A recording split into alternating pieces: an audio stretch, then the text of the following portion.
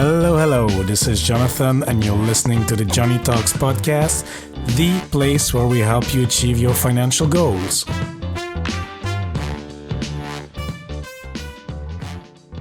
Hola, amigos. Hope you're having a great day wherever you are. And if you're a new listener to the show, special warm welcome to you. I really appreciate you tuning into the show. And if you're a returning listener, welcome back. I appreciate it even more. In today's episode, we will speak to my friend Ilona from the Money Memories podcast. Ilona's cool podcast is about having her guests share their impactful money memories and reflect on them. We met through a personal finance Facebook group, and after we chatted, I thought, well, Ilona, why don't you come on my podcast and share your money memories with the listeners? Of course, she said yes, and here we are. So yes, Ilona's money memories will take us from a mathematical error at the bank to her frugal upbringing and frugal approach to money, and to her realizing, hey, I need to start making a plan with my money. This episode is for you if you feel that your money story is unique and that others might not understand where you come from. Spoiler alert, it is not that unique. Anyway, without further ado, let's hear the interview. Hello, Ilona. How are you doing today? Hey, I'm so good. Thank you so much for having me on your show. Really excited to be here. Yeah, very good. And I'm excited to have you too. And okay, we're trying this with video, so let's see how it goes. And yeah, excited to speak to you because I've been listening to your podcast, Money Memories, and we've been chatting a bit before as well. But I'm excited to hear actually your money memory story, actually. So that's why I brought you on. But maybe before we dive into the topic, can you introduce yourself briefly, Ilona? Yeah, I'm happy to. So my name is Ilona. I have spent my entire career working in financial services. I still work in finance. Mm-hmm. I grew up as an immigrant. My family and I are immigrants. My father is from Cuba and my mother is from Russia. We moved to the United States when I was 5 years old. Mm-hmm. I grew up in Louisville, Kentucky, which is a really nice town. And I studied at the University of Pennsylvania, the Wharton School, for my undergraduate degree and received my MBA from Northwestern. And as I mentioned, currently work in financial services. And in the last year, I decided to start a financial literacy website called bearandthebull.com, where I try to demystify different topics in personal finance and explain it in layman's terms. And to the best of my abilities, I try to post them in Spanish and English. So you can say that financial services, financial literacy, all things finance are kind of within my wheelhouse. In addition to that, I'm a contributing fintech writer for Forbes, where I write about different trends in venture capital and fintech. And as you introduced me, I also am a podcast host. So yeah, that's kind of a little bit about me. From that, you would probably think I live, eat, breathe, and sleep finance, but ironically, I don't think I do. Okay. So we'll dive into that. So Ilona, first, then let's go into your money memory. So of course, you apparently live in a universe of numbers, finance, and compound interest. But okay, where does that all come from? So maybe let's start with your first money memory that comes to mind, something that happened in your childhood or anything that comes to mind. Yeah, I think I always ask the guest on my show, what is your earliest or most impactful money memory? And for me, that memory is going to the bank with my father when I was a little girl. I was probably in elementary school, I think. And I was an only child. We didn't have babysitters. I had to go with my dad everywhere during holidays, and we never went anywhere fun. We would go to like the IRS office. It sucked. And on this particular day, I think he picked me up from school and we had to go to the bank. And I remember waiting for my dad. And when he came out of the bank, he was walking and my dad's a very fast walker, but on this day he was walking particularly quickly. And I remember being like, wait up for me, Dad. Like, what's going on? And he was in such a fuss, and he recounted to me how the teller at this bank had apparently slightly miscalculated a balance, although what was on the receipt was correct when she was reading it out. Let's just say for illustrative purposes, it was 3 and 3, and instead of 6, she said it was 5. And when my father corrected her, she responded, "Oh, it's close enough." To which he replied, "There's no such thing as close enough in math. There's either the number or there isn't." And I just remember thinking, like, huh? I just remember thinking, like, is that what my dad is really upset about, like math? But I think it's a really impactful memory for me because I think for me, at its core, money is it's just math. There's no emotion to it. It's just math. It's just a math problem. It's just a number. It's just balances adding up, multiplied over time. And so whether maybe that moment is when I kind of started to think that way, but Hmm. I've definitely observed from my show people have a lot of emotional reactions and responses to money, and I think somehow in my life I've kind of over I don't know, maybe I'm just a weirdo, but I think I have a much more cold reception to money. I'm just like it's a number and it needs to either grow or be spent. And so Hmm. I'd say that's my earliest and most impactful money memory because it really taught me that this is just like a simple algebra problem, not much more. Okay, that's interesting what you're saying because, of course, when I think about investing, I think about coldness, about trying to remove emotions. And the problem, what I see or what I hear, and I guess you're familiar with it as well, is the emotions actually. So yeah, it's interesting to hear that. Okay, you had this cold approach first. So how did that translate then further into your childhood, teenage years? Maybe your approach to money. How did that evolve, or did you always have that numbers cold approach? I think so. I think it definitely translated into me pursuing a career in finance and Hmm. studying economics. I like data. I like working with numbers. I like looking at numbers to tell the story. But in terms of my personal finance habits, I've been. It's interesting. I kind of always go back to what how much of our money habits are kind of innate and in our personalities, and how much are shaped by our environment. And another money memory I have is as a little girl, I would go shopping at the mall with one of my best friends. We were like 8 years old. And myself and her, we would always get like $5 from our parents, right? They're like, go to the mall, spend $5 whenever you want. And I would always spend like 10 cents on the cheapest thing I could find. And my mom would always say, like, you would spend 10 cents on like a candy bar, and then Hmm. you'd split it with me. Like I would share it with her. She's like, your friend would borrow your $4.90. Yeah, I would She would spend those always five take dollars. yeah, spend it. And she's like, and then she'd borrow it from you. So I can't tell you where, but anyways, I think what I'm trying to say is I've always been very frugal. I don't really enjoy shopping. I buy what I need.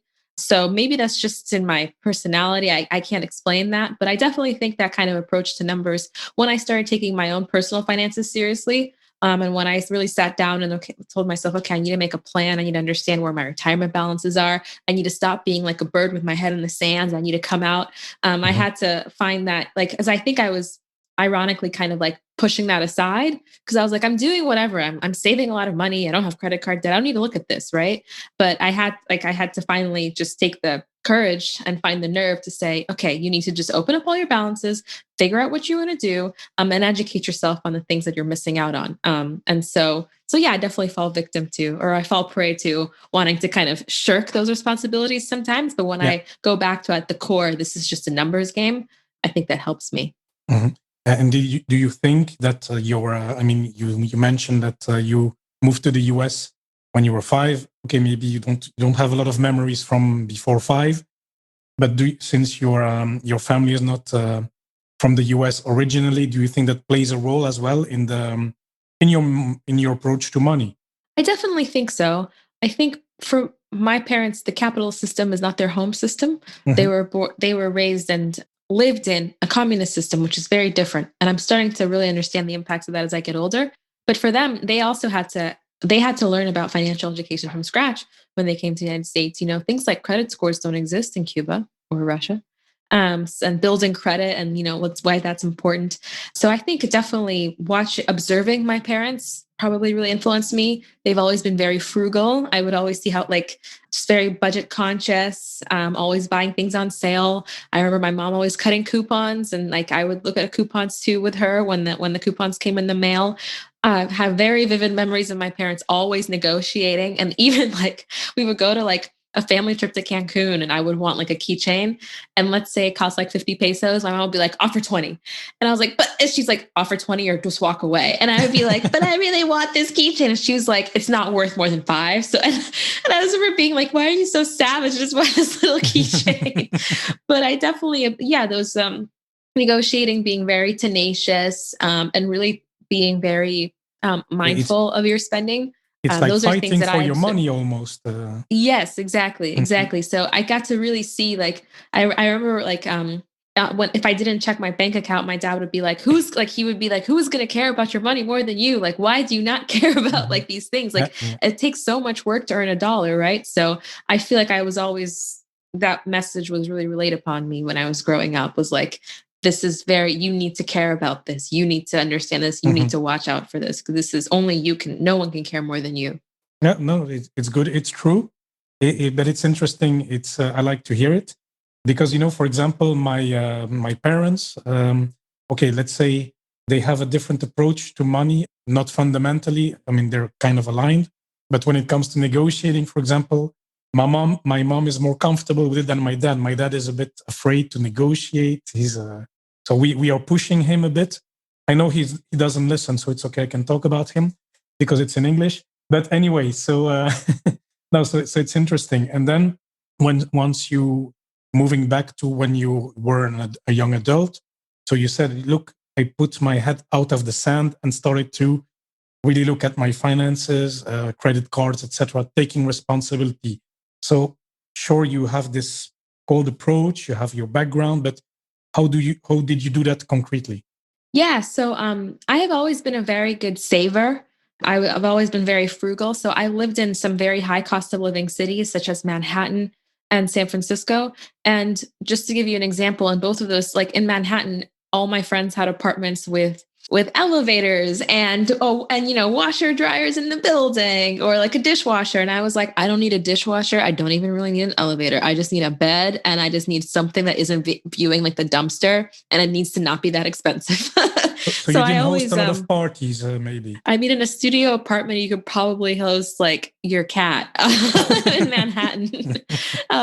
Yeah, well, I mean, I would have like a friend over for dinner, but definitely not a Yeah. party spot where I was living. But I was always very mindful of like, I know this is the market, but I don't want to spend that much money. So let me see what can I cut out? What can I sacrifice? Because it doesn't make sense to me to spend this much money on an apartment. Like for me, like, so I had like a good sense of like, this is my budget. This is how much I'm willing to spend. And because my friends have marble or whatever, granite countertops and like rainfall showers, it's okay. I'll survive because I need to save money. So I've always been a very good saver. Like I would save money from my paycheck. Like I said, I'm not a big shopper. So I've always been able to pay off my credit card. I've never had credit card debt and things like that.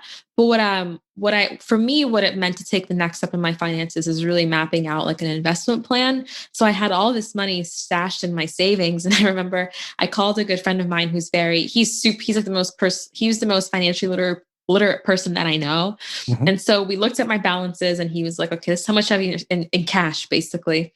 And he was like, Ilona, what is the interest? What's inflation? And I was like 2 to 3%. And he was like, okay. So he's like, what's the APR on your high yield savings Mhm. account? And I was like, 0.7%. He's like, so you're throwing away 2.5% every year. And I was like, And I you're the was like finance very girl. shocked. Exactly. And I was like, this is so, he was like, okay, your quote unquote high yield savings. He's like, we shouldn't even call it that anymore. It's just like, he's like, you need to invest. Right. And so I was like, right, that's ridiculous. I know all these things. But so anyways, that was the first kind of step that I took, was finally Yeah. parking my money out of cash. Or like I have enough in my emergency fund, thankfully. But taking that money and putting it to work, and allocating it across various mutual funds and ETFs. I'd also, for us in the United States, we have, Roth IRAs, 401ks, different ways to contribute to retirement. So fortunately, I'd always been pretty good about the 401k contributions. But for example, in hindsight, I realized I should have been contributing to both my Roth when I was eligible to, as well as my 401k. So these are things that I'm like, these are the lessons that I should have had. Yeah. And so for the international listeners, the Roth is a retirement account that you can benefit from, but it's in addition to your employers, right? So it's like you do it on a voluntary basis. Precisely. Yeah. Great explanation. And so I had always studied, like, it was funny. I was talking to a friend of mine who's a founder of this fintech platform. And he's like, at Wharton, they teach us, LBOs and M&A, but no one actually sits down and teaches you like how to manage a checkbook. And I was like, yeah. So we felt kind of really financially illiterate starting in the working world. Like we were very good about managing our money, like in terms of saving, but in terms of actually investing for ourselves, that was kind of, ironically, that was lost on us, these great Wharton graduates. Yes, I know. I know the same problem, and I talked to a friend of mine who lives here in Luxembourg, and we talked about the same. We come from the same university. We studied finance together, and she even worked with wealth management. But then she started really to invest only a couple of years ago. Huh? Then it's really funny. I mean, in the stock market, so it's really funny how it comes. Huh? We study LBOs, MBOs, whatever, econometrics, and then it's only when you're in the real life that you actually really look at your finances. So that's the same in US and Europe, I can say, or in Belgium, I would say, to be specific. So that's interesting. And then, so you start your career, you start to making these moves, 401ks, Roth IRAs. And then what? Did you then start your podcast and blog at that time? Or was there a transition phase going into in between, I would say? Ironically, I think my blog was the fire that I needed to get myself together because I was like, you can't be writing about these things and not living your truth. This is ridiculous. Like, how can you tell people to contribute to the effort and not do it yourself? So I can say that I practice what I preach. But ironically, like, I think not like I was always contributing for my 401k and things like that, but the investment side of things, I was like, how am I sitting here telling people to invest when I'm rotting away my own money in a high yield saving? That's ridiculous. So in a way, like I think the two things came together, like where I took the move to, kind of educate people and I started educating myself. And then I put that into practice. So because I was like, I can't be a fraud. I can't be telling people things I'm not doing. That's ridiculous. Exactly, it's correct. And then going back to your first memory, so you said, okay, I was looking at numbers cold, and I mean, from a cold perspective, without emotion. So are you still having this approach when you invest in money, when you invest your money yourself? Do you manage Yeah, to split with the emotions? I think so. I remember when I got the one time that for example, we got like a bonus last year for work, and I Mhm. texted my friend. I was like, "Oh, we got this bonus. What should I do with it? Like, how much should I put into investing, and how much should I put into like my savings account? Because anyway." And he's like, "You should put." He's like, "Well, between 90 and 100%." And for a second, I was like, for a split second, and then I just put it all into my investment account. So like I did feel like the bye, but then I was like, no, I'm going to put it in. It's going to compound interest, and it's going to be great. And it's a privilege that I'm able to do that and not have to Mhm. take something like that and pay off Yeah, like debt a or high whatever. Yeah. interest debt or something. So yeah. And living in the US, how did you manage to stay out of debt? Because it's a common problem in the US that the credit card debt part, where people buy stuff they don't need, but it's not always easy to tackle. I mean, because it depends a bit how you grow, and if everybody in your, I guess, your environment, your friends, your parents are used to credit card debt, it's easy to fall into that trap and then hard to get out, but it's possible. But what about you? You never got into that trap?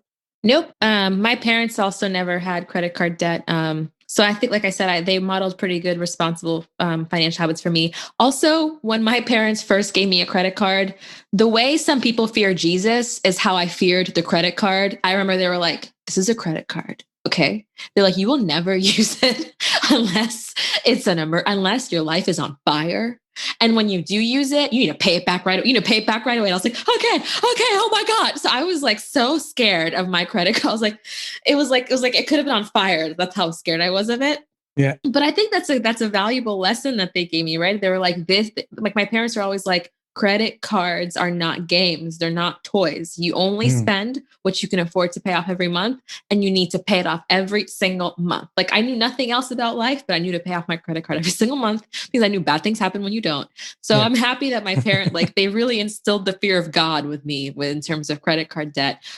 And I was fortunate in that when I went to college, my parents are wonderful and they were able to pay for my education. So I did not have to Mhm. take out student loans as an undergraduate. However, I did take out student loans as a graduate student. And that was my first time doing that. And I remember I was like looking at these numbers and I was like, oh my God, I'm scared. Well, am I going to be broke for the rest of my life? But thankfully, was able to navigate that landscape. And like now my student loans are everything is copacetic.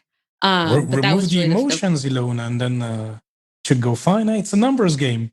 but I mean, it's intimidating when you see that because you're like I knew I was going there. I was like, absolutely, I'm going to business school. This is one of the best schools in the world. Duh, I'm going to go. It's a privilege to be able to attend.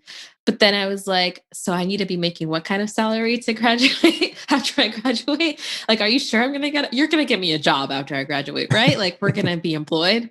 So it's less about but it's more about like the after because you know that like the finding the job is all on you. So like now, like you have one part of you have one part of it. You were in school, the second part of it is what you do with that education, because now you have this like burden on you that you signed it away, so it's on you, it's yours now. And so now, what are your future plans? Because now you have, it seems, all your ducks in a row. What is the future for yourself? I mean, in terms of investments and your finances.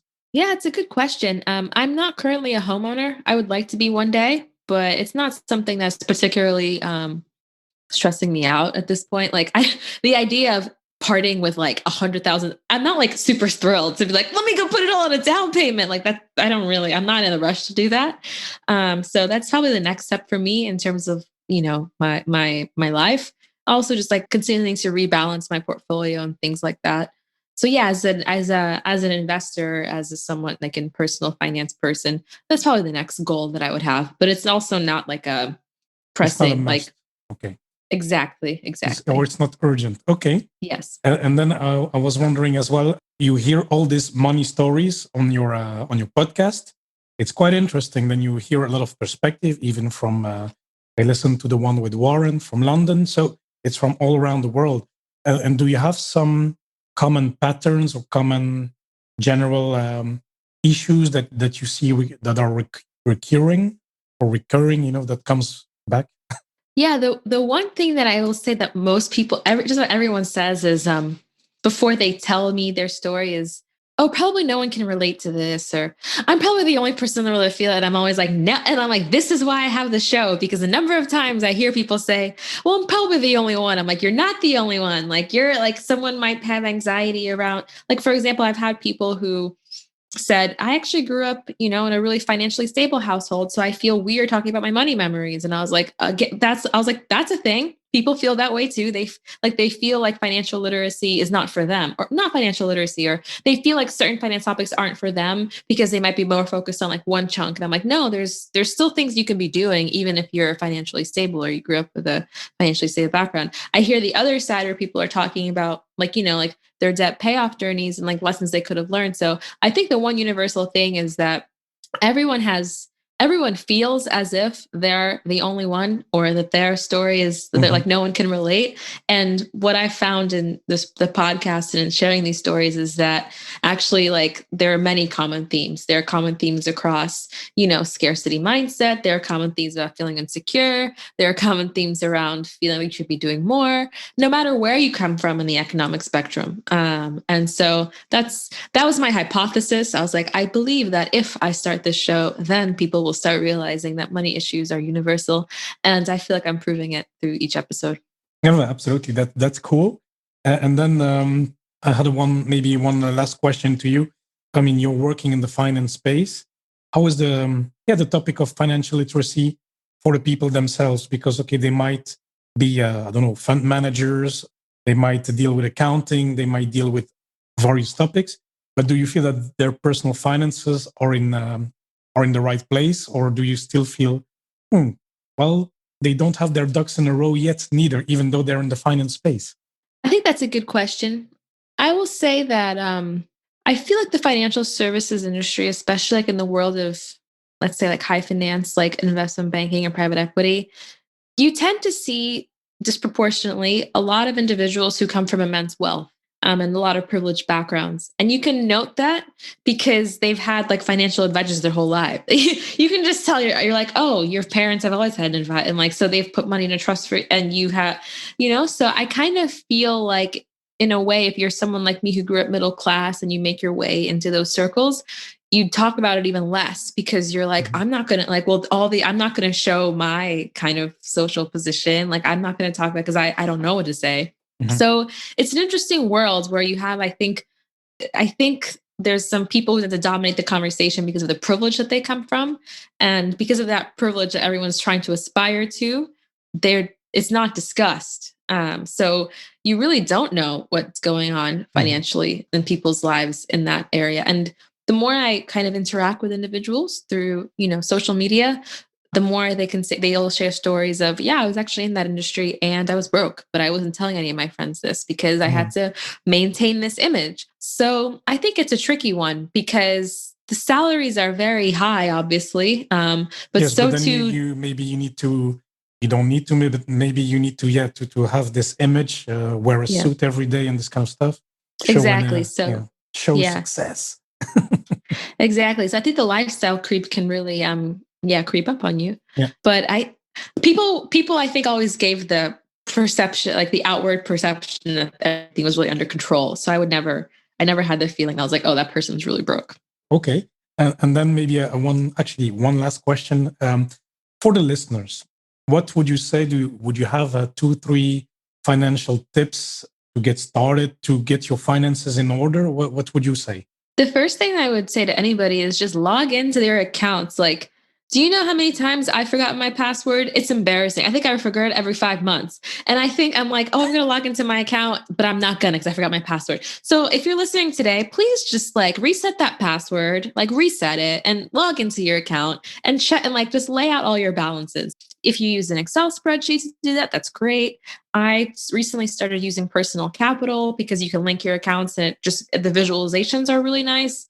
But that's step one, because if you don't know what you have, you can't make a plan. So the first thing is just like swallow your pride. You've forgotten all your passwords and your usernames. It's cool. Recover them. Take those 10 minutes. We've all been there. So that'll be like the first step that I would take. And the second one would be, I think the most important thing is to kind of map out your goals, right? And for each person, that can be different. For some people, it could be, I want to start building my emergency fund. For some people, it's, okay, I need to pay off this high interest debt. Other people, it's, I want to buy a house in 10 years. Some people, it's, I want to buy a car. I want to maybe go back to school. Each of those situations are going to engender very different financial choices, right? And very different habits. So after you've seen what you have, you need to identify, okay, what is my goal? So for example, when I was starting to apply to business schools, I knew that I would, have to forego income when I was a student. So I started to kind of be to spend more mindfully, eat out less, try to save more because I was trying to build up a little nest egg for myself for when I did eventually go to school. Things like so, my long-term plans will influence your short-term decisions. So yeah, I think those are the two things that I would say: log in and make a plan. And very easy, and you can do it now, basically. Exact right now. It's I mean, okay. maybe not the I plan. don't tell anybody about your password. Yeah, the plan needs some thinking and some time, but at least logging in and setting up your, visualizing what you have. It's excellent tip. Never heard it before, so very good. Thank you, Ilona. And then, Ilona, we've come at the end of the show, and as you may know, so first of all, thank you for sharing your story, your money memories with us, and as well for sharing these tips and this inspiring. Giving us some inspiration to get better with our finances as well. And so as you know, we have before we close, we have our 3 quick fire questions. So are you ready? As ready as I'll ever be. I see you're ready. So we talked about investing, but what has been your best investment so far? My education. Yes, definitely my education. I was privileged to attend some of the best schools in the world. And I definitely can say, including high school, I think my high school, my free public high school is some of the best education I ever received. And so I think the best investment I ever made for myself is in my education because it's afforded me opportunities and open doors that I don't think would otherwise be available to me. Excellent. And do you have a book that you can recommend to anyone, a book that inspires you or that, and it does not need to be a financial book? The Count of Monte Cristo. I really want to live his life. Okay. I didn't read it, but okay. Yeah, I know. Shocking. You must. I must. Classic. Okay, well, I'll look it up anyway, so I'll have a look. Very good. And the last question, it's always a tricky one. What has been your best purchase for under $100? Easily my microphone. I call him Sammy or Samuel. It's the Samsung Q2U. It's the microphone that I Googled when I was starting my podcast, and it's just been terrific. I think this microphone represents like so much to me. I'm looking at it, talking to it as a person. Yeah, my microphone, I think it was like $70. Yeah. Perfect. Excellent. It does not cost a lot to start a podcast, so you can start as well, or maybe use it for a YouTube channel if you're listening and want to start. So $70, that's it, and you have your phone. Okay, excellent. So Ilona, the listeners, they can find you, of course, on your podcast, the Money Memories podcast, but where else can they find you? Yeah, so My website, www.bearinthebull.com, is kind of like the central resource. You can read all my writings for Forbes. You can listen to Money Memories episodes and also my blog posts. You can connect with me on Instagram at bear.andthebull or also at money_memories. You can also tweet me. I'm at bearinthebull1. Basically, I'm around. Please connect with me. I can't wait to hear your stories. Fantastic. Okay, well, Ilona, it was a pleasure. So thank you for coming on. Thank you so much for having me. I hope that you enjoyed this episode and that you learned something from it. And if you find it useful, please make sure you share it with a friend. And you can also rate the show in your favorite podcast app. This will help the show to grow. So if you do so, thank you very much. And on that note, Gail, thank you very much for leaving a review. And now, before we head off, let's go through the key takeaways for today. Number 1, what is your first money memory? I would recommend you try to dig into your early money memories. I think it can really help you to find out how your relationship with money came to be. Your early money memories will explain a lot about how you think about money today. So for Ilona, money is just math and she has always been a frugal, for example. And for you it will be different, depending on your story. Number 2, stick your head out of the sand. You can be frugal all you want and save money, but at some point you need to make a plan with your money. Map out an investing plan, because otherwise all the money in your savings accounts, in your high yield savings account, will be eaten up by the inflation. Number 3, money issues are universal. Everyone feels as if they are the only one, but actually someone may relate to your money story as well. Number 4, quick actionable tips to get started with your money. Number 1, log into your accounts now and retrieve your passwords if necessary. And the goal is to have the overview of your balances. And for the American amigos, you can use an app such as Personal Capital, for example. And I repeat, this can be done now. Number 2, map out your financial goals and start building your plan. And for the last key takeaway of today, I will quote Ilona's dad, who's going to take care more about your money than you. So that was it for today. Thank you so much for listening. It really means a lot to me. Make sure you subscribe in Apple Podcast. And of course, please do not hesitate to contact me. If you have any questions or feedback, send me an email, john@johnnytalks.com, or connect through social media at Johnny Talks on Facebook, Twitter, and Instagram. And amigos, once more, thanks so much for listening, and I'll speak to you next time.